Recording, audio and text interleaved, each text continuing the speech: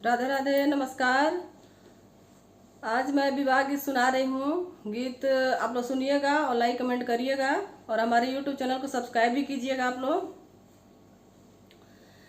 शुक्राजी चाली ले अपने बियाहना,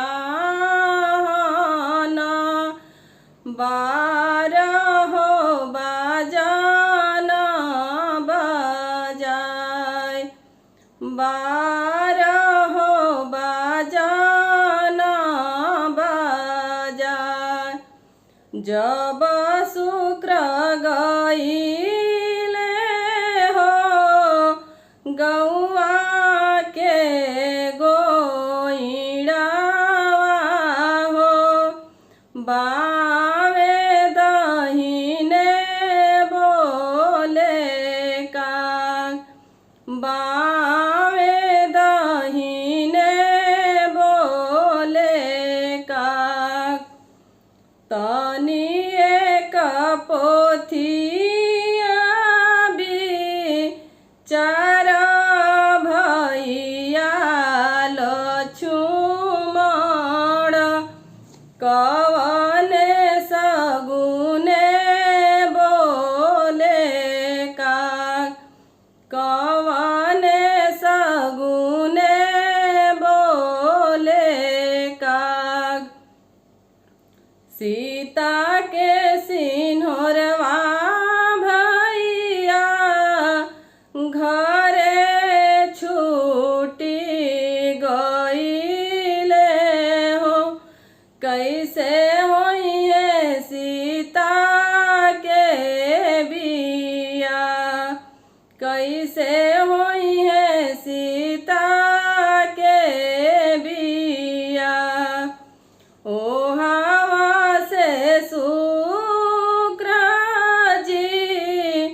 घोड़ा दौड़ाइले अम्मा के दुआरे भइनी ठाड़, अम्मा के दुआरे भइनी ठाड़।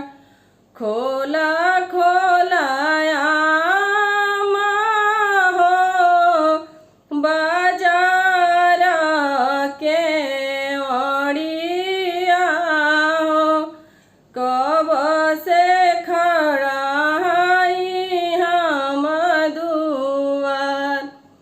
खोला खोला आमा हो बाजार के ओड़िया हो, कब से दुआरिया भइनी ठाड़।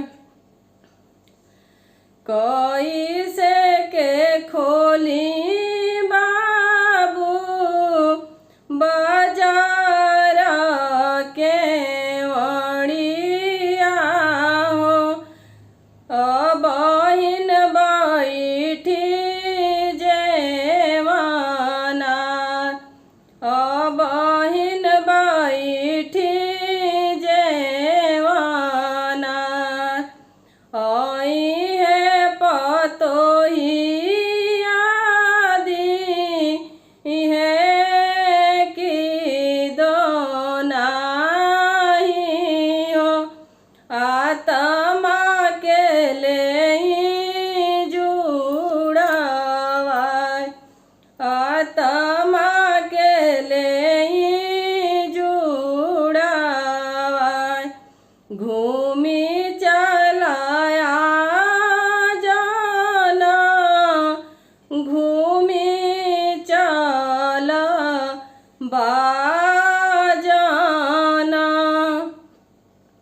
घूमी चल साजाली बारियात, घूमी चल साजाली बारियात।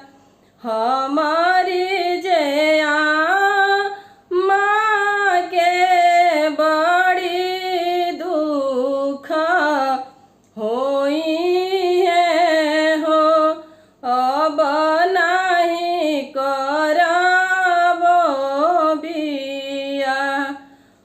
अब